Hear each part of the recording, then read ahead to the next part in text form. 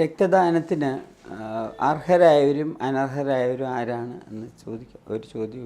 ഞാൻ ആദ്യം പറഞ്ഞു, ആരോഗ്യ ദൃഢഗാത്രരായ 18 വയസ്സിനും 65 വയസ്സിനും ഇടയ്ക്കുള്ള ഏവർക്കും രക്തം ദാനം ചെയ്യാനുള്ള അവസരമുണ്ട്.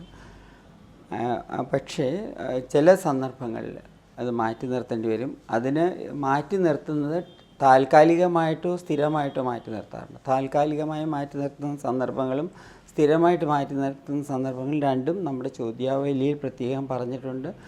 സാധാരണഗതിയിൽ നമ്മളൊരു താൽക്കാലികമായി മാറ്റി നിർത്തുന്നത് മേജർ ഓപ്പറേഷൻസ് കഴിഞ്ഞാൽ 1 വർഷം കഴിഞ്ഞിട്ടേ കൊടുക്കാൻ പറ്റുള്ളൂ. പ്രസവത്തിന് ശേഷം 1 വർഷം കഴിഞ്ഞിട്ടേ കൊടുക്കാൻ പറ്റുള്ളൂ.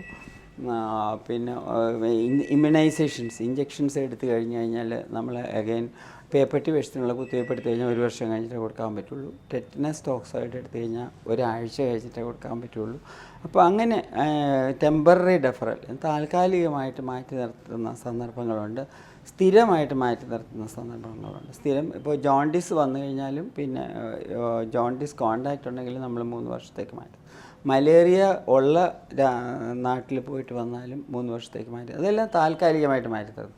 സ്ഥിരമായിട്ട് മാറ്റി നിർത്തുന്നത് നമ്മുടെ വൈറ്റൽ ഓർഗൻസ് ഏതിനെങ്കിലും പ്രശ്നമുണ്ടെങ്കിൽ തുടങ്ങുകയാണെന്നുണ്ടെങ്കിൽ ബ്രെയിൻ,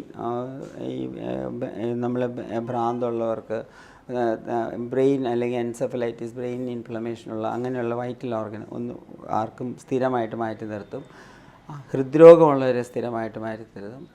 ശ്വാസകോശങ്ങൾക്ക് രോഗമുള്ള ബ്രോങ്കിയൽ ആസ്മ, വളരെ കൂടുതൽ ബ്രോങ്കിയൽ ആസ്മയും മറ്റ് ട്യൂബർക്കുലോസിസ്, അങ്ങനെ അൺട്രീറ്റഡ് ട്യൂബർക്കുലോസിസ്, ഇങ്ങനെയുള്ള ശ്വാസകോശങ്ങളെ ബാധിക്കുന്നവരെ മാറ്റി നിർത്തും.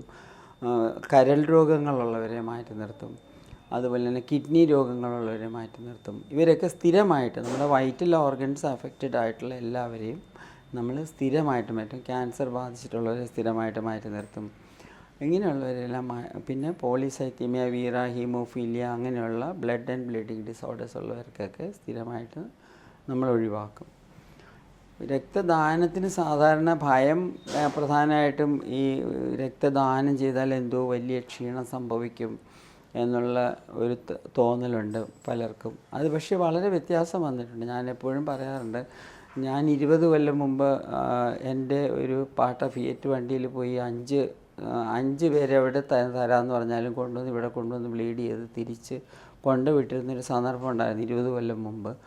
പക്ഷേ ഇന്ന് എനിക്ക് ക്യാമ്പിൻ്റെ ആവശ്യം മുഴുവൻ നേരിടാനുള്ള സംവിധാനം ഇല്ലാത്ത സ്ഥിതിയിലാണ്. ഓൺ ആൻ ആവറേജ് 12 ക്യാമ്പ് നമ്മൾ നടത്തുന്നുണ്ട്. എല്ലാ ക്യാമ്പിലും 35-40 പേര് ഡൊണേറ്റ് ചെയ്യുന്നുണ്ട്. അതുകൊണ്ട് ഇപ്പോൾ രക്തത്തിന് കുറവ് വന്നിട്ടുണ്ടെങ്കിൽ അതിന് ഉത്തരവാദികൾ ഞങ്ങളാണ്. ഞങ്ങൾ പോയി എടുക്കാത്തതിൻ്റെ കുറ്റമാണ്. ആൾക്കാർ തരാൻ മനസ്ഥിതിക്ക് വലിയൊരു വ്യത്യാസം കഴിഞ്ഞ 2 പതിറ്റാണ്ടിനുള്ളിൽ ഉണ്ടായിട്ടുണ്ടെന്നുള്ളത് വളരെ സന്തോഷകരമായൊരു കാര്യമാണ്.